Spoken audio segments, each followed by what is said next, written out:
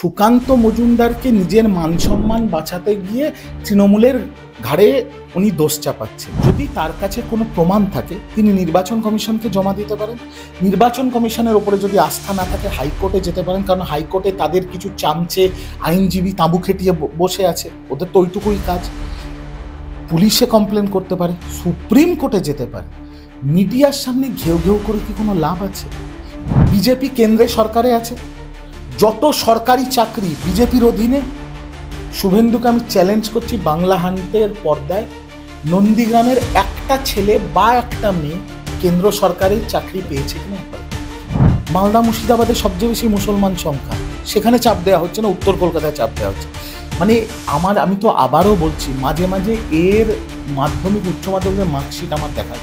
সুকান্ত মজুমদার মোহনপুরে একটা সভা করতে গেছে, সেখানে বিজেপির মোহনপুরের কর্মীরা বিজেপির যে জেলা সভাপতি তাকে পিটিয়েছিল। অপদার্থ নাম্বার 1 মিঠুন চক্রবর্তী, তার তো বিজেপির মঞ্চে পকেটমারি হয়ে গেছে। আর যার জন্য প্রচার করেছিল সে, আমি খুব ভুল না হলে 20-25 হাজার ভোটে হেরেছে। সব নিয়ম মেনে এসএসসি পরীক্ষা হয়েছে। কিছু লোকে যারা রাজনৈতিক নেতাদের হাতে তামাক খায়, বিক্ষোভ করছে, কিছুই করতে পারছে না কোর্টে, কারণ সব নিয়ম মেনে হয়েছে। বাংলায় 3 জন বিএলও আত্মঘাতী হয়েছে, লিখে গেছে সুইসাইড নোটে। আমাদের 10 জন প্রতিনিধি দল আগামীকাল নির্বাচন কমিশনার জ্ঞানেশ কুমারের সাথে দেখা করতে যাচ্ছে। আর সেখানে এই প্রশ্নটাই করা হবে যে জ্ঞানেশ কুমার আর নির্বাচন কমিশনের উপরে এফআইআর কেন হবে না। একটা 70 বছরের মহিলা, সাদা শাড়ি, পায়ে হাওয়াই চটি, পেছনে বাংলার মানুষ। রেজাল্ট 26-এর পর আবার দেখা হবে, তখন বিস্তারিত এটা নিয়ে আলোচনা। যতক্ষণ মমতা ব্যানার্জি, অভিষেক ব্যানার্জি আছে বা আমাদের মতো সাধারণ তৃণমূল কংগ্রেসের কর্মীদের শরীরে রক্ত আছে, আমরা শেষ রক্তবিন্দু অবধি বাংলার মানুষের ভোটাধিকার রক্ষা করব। সুকান্ত মজুমদার যিনি কেন্দ্রীয় মন্ত্রী, তাকে গো ব্যাক স্লোগান, তো তার যেটা অভিযোগ, ওটা অভিষেকের গড় এবং অভিষেকের নির্দেশেই তৃণমূলীরা এটা করেছে। দেখেন, আপনাকে না তাহলে একটা ভিডিও দেখাতে, ছোট্ট একটা, মানে জাস্ট ক্লিপিং দেখিয়ে দিচ্ছি। কেন্দ্রীয় মন্ত্রীকে কি এরকম করা যায়? এ বাবা, ছি, এরকম করা যায় কেন্দ্রীয় মন্ত্রীকে? কিন্তু তৃণমূল করেনি। কারা করেছে, ছোট্ট ভিডিওটা একটু দেখে দিই।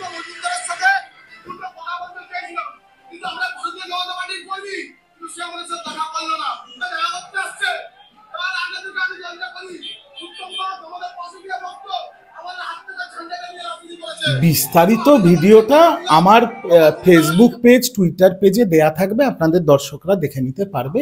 আপনাদের অনেক দর্শক ফলো করা আমি, তারা দেখে নেবে। কিন্তু আসলটা আপনাকে বললাম, সুকান্ত মজুমদারকে নিজের মান সম্মান বাঁচাতে গিয়ে তৃণমূলের ঘাড়ে উনি দোষ চাপাচ্ছেন। কিন্তু আপনি ভিডিওতে কি দেখলেন? পুরনো আদি বিজেপির কর্মীরা, যারা কিছুদিন আগে আপনারাই দেখিয়েছিলেন বা সারা বাংলা দেখেছিল, মুরলীধর সেন স্ট্রিটের বাইরে জুতোর মালা পরিয়েছিল সুকান্তকে, গালে গালে তালে তালে জুতোর বাড়ি মেরেছিল আদি বিজেপির কর্মীরা, তারাই বিক্ষোভ দেখিয়েছে, তারাই ওর গাড়ি ঘিরে ধরেছে, তারাই ওকে তাড়া করেছে। সুকান্ত মজুমদার বলেছেন যে গেরুয়া পরে থাকলেই তো বিজেপি হয় না, এর আগের বারও এরকমই করা। তাহলে তো যোগী আদিত্যনাথ বিজেপি নয়, ও তো সারাক্ষণ মাথা পা সব গেরুয়া পড়ে আছে। যদি সুকান্ত মজুমদারের এই কথাটাই ধরি, তাহলে তো যোগী আদিত্যনাথ বিজেপি নয়। আসল কথাটা হচ্ছে, সুকান্ত মজুমদার যেখানে যাচ্ছে সেখানে হ্যাটা খাচ্ছে, সেখানে তাড়া করছে। দুদিন আগে আপনাদের দর্শকদের জ্ঞাতার্থে জানিয়ে রাখি, স্মার্টফোনে আপনারা দেখে নিতে পারবেন, সুকান্ত মজুমদার মোহনপুরে একটা সভা করতে গেছিল। সেখানে বিজেপির মোহনপুরের কর্মীরা বিজেপির যে জেলা সভাপতি তাকে পিটিয়েছিল। তারপরে সুকান্তর গাড়ি ঘিরে যখন বিক্ষোভ করছে, সুকান্ত মজুমদার বলেছে জানি না বলে পালিয়েছে। ও যেখানে যাচ্ছে সেখানে বিক্ষোভ ফেস করছে। আর সেটা সাধারণ মানুষ না, সাধারণ মানুষ তো ভোট বাক্সে যা বলার বলবে। বিজেপির কর্মীরা বিজেপির এগেনস্টে বিক্ষোভ করছে। তারপরেও আপনি ভাবুন, এরা দিবা স্বপ্ন দেখে এরা বাংলা দখল করছে। তৃণমূল নেতাদের তরফ থেকে বিএলওদের চাপ দেওয়া হচ্ছে যে মৃতদের নাম রেখে দিতে হবে পরিবার, এবং মুসলিম পরিবারগুলোতে এরকম ভাবে চাপ সৃষ্টি করা হচ্ছে, সুকান্ত মজুমদার অভিযোগ করেছেন। বিজেপি সুকান্ত মজুমদার, সুকান্তর আরেক ভাই, যার সাথে এখনো একসাথে হাত ধরে দোলনায় বসে ডাবের জল ফল খায়, ওই শুভেন্দু অধিকারী, এরা তো এসআইআর ঘোষণার 3 মাস আগের থেকে বলছে 1.5 কোটি নাম বাদ যাবে, 2 কোটি নাম বাদ যাবে, 3 কোটি নাম বাদ যাবে। কিছুদিন আগে নির্বাচন কমিশন নিজে বলল 10 লাখ নাম বাদ যাবে, সেটা নাকি বেড়ে শুনছি 13 না 14 লাখ হয়েছে, যার মধ্যে অধিকাংশই মৃত বা স্থানান্তরিত। তাই তো গল্প। তো যদি সুকান্ত মজুমদার ফালতু কথা না বলে, যদি তার কাছে কোনো প্রমাণ থাকে, তিনি নির্বাচন কমিশনকে জমা দিতে পারেন। নির্বাচন কমিশনের ওপরে যদি আস্থা না থাকে, হাইকোর্টে যেতে পারেন, কারণ হাইকোর্টে তাদের কিছু চামচে আইনজীবী তাঁবু খেটিয়ে বসে আছে, ওদের তো ওইটুকুই কাজ। পুলিশে কমপ্লেন করতে পারে, সুপ্রিম কোর্টে যেতে পারে। মিডিয়ার সামনে ঘেউ ঘেউ করে কি কোনো লাভ আছে? বিএলওরা অমানবিক চাপের মধ্যে, একটা অল্প সময়সীমার মধ্যে তাদের একটা মহাভারত সুলভ কাজ করতে হচ্ছে। তার মধ্যে কিছু কাজ ঠিক হচ্ছে, কিছু কাজ ভুল হচ্ছে, যেগুলোর জন্য খসড়া সময়সীমা বাড়াতে হবে সুপ্রিম কোর্ট বলছে। তো সেই জায়গায় দাঁড়িয়ে আবারও এই হাফ প্যান্ট মন্ত্রীকে আমি বলবো, মিডিয়ার সামনে ঘেউ ঘেউ না করে, এবং উত্তর কলকাতায় বেশি, আমি আবারও বলছি এই হাফ প্যান্ট মন্ত্রীকে বলবো, মিডিয়ার সামনে ঘেউ ঘেউ না করে দয়া করে আপনার কাছে যদি প্রমাণ থাকে নির্বাচন কমিশনে জমা দিন, হাইকোর্ট সুপ্রিম কোর্টে যান। আর উত্তর, এই যে কথাগুলো এত ফালতু কথা বলে, উত্তর কলকাতায় নাকি চাপ দেওয়া হচ্ছে, মালদা মুর্শিদাবাদে সবচেয়ে বেশি মুসলমান সংখ্যা, সেখানে চাপ দেওয়া হচ্ছে না, উত্তর কলকাতায় চাপ দেওয়া হচ্ছে। মানে আমি তো আবারও বলছি, মাঝে মাঝে এর মাধ্যমিক উচ্চ মাধ্যমিকের মার্কশিট আমার দেখার খুব ইচ্ছে, যে অধ্যাপক হলো কি করে, কি টুকে পাশ করেছে, না ওই ওর মালিক নরেন্দ্র মোদীর মতো এন্টায়ার পলিটিক্যাল সায়েন্সের ওপর মাস্টার্স ডিগ্রি। মালদা মুর্শিদাবাদে বিএলওকে চাপ দেওয়া হচ্ছে না মুসলমানদের নাম ঢোকানোর জন্য, উত্তর কলকাতায় চাপ দেওয়া হচ্ছে। মানে ওই ভিক্টোরিয়া বাইরে যে ঘোড়াগুলো দাঁড়িয়ে থাকে, ওরাও কি করে হাসবে এর কথা শুনে। এই অবস্থা দাঁড়িয়েছে এইসব বিজেপির নেতাদের। আচ্ছা, শুভেন্দু অধিকারী যেটা বলছেন যে মমতা বন্দ্যোপাধ্যায় যতদিন থাকবেন রাজ্যে মুখ্যমন্ত্রী পদে, ততদিন কোনো চাকরি হবে না। বিজেপি সরকার আসলে উনি টাটাকে আমন্ত্রণ জানাবেন রাজ্যে আসার জন্য। বাহ! তো শুভেন্দু অধিকারীকে প্রথম আমার উত্তর, মমতা ব্যানার্জি মিনিমাম আরো এই 26 আরো 15 বছর বাংলার মুখ্যমন্ত্রী থাকবে, নাম্বার 1 পয়েন্ট। নাম্বার 2 পয়েন্ট, বাংলায় সব নিয়ম মেনে এসএসসির পরীক্ষা হয়েছে। কিছু লোকে যারা রাজনৈতিক নেতাদের হাতে তামাক খায়, বিক্ষোভ করছে, কিছুই করতে পারছে না কোর্টে, কারণ সব নিয়ম মেনে হয়েছে। 14-15 হাজার ছেলে এই আগামী 1 মাসের মধ্যে, মানে নতুন বছরের আগে বাংলায় চাকরি পাবে। বিজেপি কেন্দ্রে সরকারে আছে, যত সরকারি চাকরি বিজেপির অধীনে। শুভেন্দুকে আমি চ্যালেঞ্জ করছি, বাংলা হান্টের পর্দায় নন্দীগ্রামের একটা ছেলে বা একটা মেয়ে কেন্দ্র সরকারি চাকরি পেয়েছে কিনা একবার একটু দেখিয়ে দিন। আপনি খানিকক্ষণ আগেই বললেন যে বিএলওদের উপর অমানসিক চাপ, সেক্ষেত্রে যেটা দেখা যাচ্ছে যে একটা ওদের নির্দিষ্ট সময় বেঁধে দেওয়া হয়েছে যে এই সময়ের মধ্যে তাদেরকে আপলোড করতে হবে। সেখানে দেখা যাচ্ছে যে সম্প্রতি 16 ঘন্টা ধরে, মানে 16 ঘন্টারও বেশি সময় ধরে যে সাইট রয়েছে সেটা খুলছে না, কাজেই বিএলওদের কাজে বিঘ্ন। কি বল? দেখুন, আবার আমি বলছি, বিএলওরা কিন্তু মানুষ, প্রথমত এটা বুঝতে হবে। আমাকে আপনি একটা কথা বলুন, এসআইআর যদি ওদের নির্বাচন কমিশন, যেটা এখন বিজেপির শাখা সংগঠনে পরিণত হয়েছে, এদের যদি সৎ ইচ্ছে থাকতো, নিরপেক্ষভাবে আমরা এসআইআর করব। লাস্ট বাংলায় ভোট হয়েছে কবে দিদি? 2024 সালে, এখন 2025-এর নভেম্বরের শেষ। 24 থেকে 25-এ নভেম্বরের মধ্যে সময় পেল না, 1.5 বছর।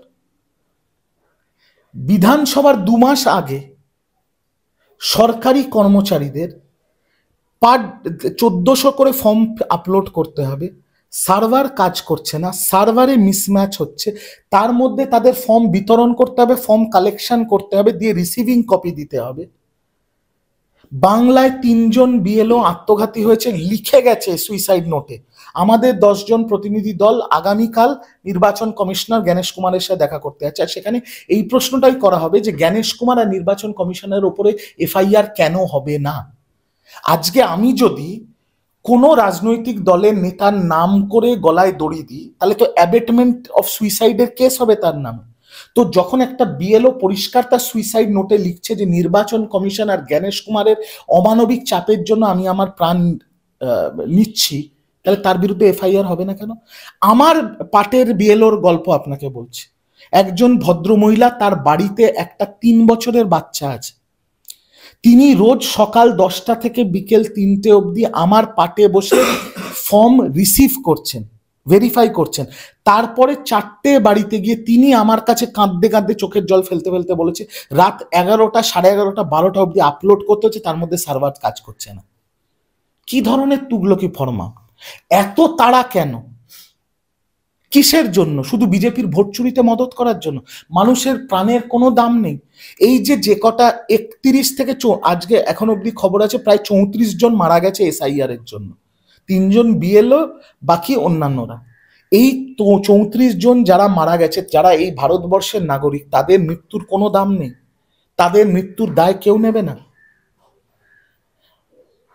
তৃণমূল কংগ্রেস আইনিভাবে এর বিরুদ্ধে লড়াই করছে। তৃণমূল কংগ্রেস গণতান্ত্রিকভাবে মমতা বন্দ্যোপাধ্যায়ের নেতৃত্বে, অভিষেক বন্দ্যোপাধ্যায়ের সেনাপতিত্বে মাঠে ঘাটে মিছিল করছে, সভা করছে। আর আমি আপনার চ্যানেলের মাধ্যমে বলছি, যতক্ষণ মমতা ব্যানার্জি, অভিষেক ব্যানার্জি আছে বা আমাদের মতো সাধারণ তৃণমূল কংগ্রেসের কর্মীদের শরীরে রক্ত আছে, আমরা শেষ রক্তবিন্দু অবধি বাংলার মানুষের ভোটাধিকার রক্ষা করব। বাংলার মানুষের ভোটাধিকার মানে সেটা বাংলা হান্টের সাংবাদিক হতে পারে, সেটা শুভেন্দু অধিকারীর বাবা শিশির অধিকারী হতে পারে, সেটা সুজন চক্রবর্তীর স্ত্রী হতে পারে, সেটা শ্রমিক ভট্টাচার্যের বাড়ির লোক হতে পারে, সেটা নওশাদ সিদ্দিকীর ভাই আব্বাস সিদ্দিকী হতে পারে, সেটা কংগ্রেসের সভাপতি শুভঙ্কর সরকারের বাড়ির লোক হতে পারে। কোনো বাংলার বৈধ ভোটার বা ভারতবর্ষের নাগরিকের যদি ভোটাধিকার কেড়ে নিতে চায় জোর জবরদস্তি করে নির্বাচন কমিশন, বিজেপি দালালি করতে গিয়ে, তাহলে তৃণমূল কংগ্রেস তার প্রতিবাদ করবে, তার পক্ষে লড়াই করবে। রাজনীতির ঊর্ধ্বে, দলের ঊর্ধ্বে, ধর্মের ঊর্ধ্বে, জাতপাতের ঊর্ধ্বে আমাদের এই একটাই মিশন, বাংলার মানুষের ভোটাধিকার রক্ষা করা। বিহার দখল করেছে বিজেপি, এবারে বাংলা দখলে মরিয়া, এরকমই গুঞ্জন শোনা যাচ্ছে, এবং সেই জন্যই বাংলার বাইরের থেকে বিভিন্ন নেতারা, উচ্চপদস্থ নেতারা আসবেন এখানে প্রচার করতে। হ্যাঁ, তো প্রতি বছরে একই গল্প, প্রতি বছরই তো একই গল্প। অমিত শাহ নরেন্দ্র মোদীর ডেলি প্যাসেঞ্জারই শুরু হয়ে যাবে। আমি তো আপনার চ্যানেলের মাধ্যমে বলবো যে অমিত শাহ যদি অসুবিধা না থাকে, তাহলে ওনার অফিস যদি আমার সাথে যোগাযোগ করে, আমি এই পাইকপাড়া অঞ্চলে একটা ঘর ভাড়া করে দিয়ে দেবো। বারবার এত প্লেনে যাতায়াতের দরকার নেই, ভাড়া করে থেকে যাক না এখানে। এতগুলো এমপি ছিল, এখন তো কমে 12টা হয়েছে, 20টা এমপি ছিল, মন্ত্রী করেছে কজনকে? পূর্ণমন্ত্রী কাউকে দেয়নি, 2টো হাফ প্যান্ট মন্ত্রী। বাকি এই বাংলার কোনো নেতারা ইনভলভ নেই কেন? কারণ এগুলো অপদার্থ। সুকান্ত ভার্সেস শুভেন্দু ভার্সেস শ্রমিক ভট্টাচার্য ভার্সেস দিলীপ ঘোষ, গোষ্ঠীদ্বন্দ্ব চরমে। এদের গোয়াল ঘরে যা গোঁতাগুতি, টিকিট বন্টনের সময় আর মন্ডলে মন্ডলে যখন টাকা আসবে তখন দেখবেন কি অবস্থা, মারামারি হয়, গুলি চলবে এবার টিকিট বন্টনের সময়। এই অপদার্থ বিজেপির, বঙ্গ বিজেপির নেতাদের ওপরে দিল্লি বিজেপির নেতাদের 1% ভরসা নেই। ওরা জানে এগুলো সবকটা অকম্যের ঢেকি, আপাদমস্তক অপদার্থ, লায়াবিলিটি অন দ্য পার্টি। এই বাংলার বুক থেকে 2টো অপদার্থকে পাঠানো হয়েছিল অন্য রাজ্যে মিটিং করার জন্য। অপদার্থ নাম্বার 1 মিঠুন চক্রবর্তী, তার তো বিজেপির মঞ্চে পকেটমারি হয়ে গেছিল, আর যার জন্য প্রচার করেছিল সে, আমি খুব ভুল না হলে 20-25 হাজার ভোটে হেরেছিল। অপদার্থ নম্বর 2 শুভেন্দু অধিকারী, কিছুদিন আগে ঝাড়খণ্ডে প্রচার করতে গেছিল বাই ইলেকশনে, যার হয়ে প্রচার করেছে সে 3rd পজিশনে এসছে, 3rd পজিশনে। এই হচ্ছে বঙ্গ বিজেপির বড় বড় নেতা। এদের ওপরে অমিত শাহ, নরেন্দ্র মোদী ভরসা করবে?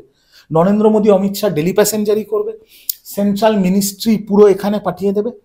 আগের বারও পাঠিয়েছিল। আগের বারে কি ছিল? Narendra Modi, Amit Shah, central ministers, chief ministers of other states, অন্য রাজ্যের মুখ্যমন্ত্রীরা, ইনকাম ট্যাক্স, ইডি, সিবিআই, কেন্দ্র বাহিনী, তার সাথে ইলেকট্রাল বন্ডের কোটি কোটি কোটি কোটি টাকা। আর উল্টো দিকে 70 বছর বয়সের একজন মহিলা সাদা শাড়ি আর হাওয়াই চটি পরে। রেজাল্ট কি হয়েছিল আপনারা জানেন। এইবার উল্টো দিকে এবারও নরেন্দ্র মোদী, অমিত শাহ, বঙ্গ বিজেপির অপদার্থ নেড়িগুলো, তার সাথে ইডি, সিবিআই, আইটি, কেন্দ্র বাহিনী, ইলেকটোরাল বন্ডের কোটি কোটি টাকা, আর নতুন একটা মেম্বার জয়েন হয়েছে নির্বাচন কমিশন। আর এবারও উল্টো দিকে একটা 70 বছরের মহিলা, সাদা শাড়ি, পায়ে হাওয়াই চটি, পেছনে বাংলার মানুষ। রেজাল্ট 26-এর পর আবার দেখা হবে, তখন বিস্তারিত এটা নিয়ে আলোচনা হবে। আরো ভালো ভালো খবর দেখতে সাবস্ক্রাইব করুন বাংলা হান্টের ইউটিউব চ্যানেল।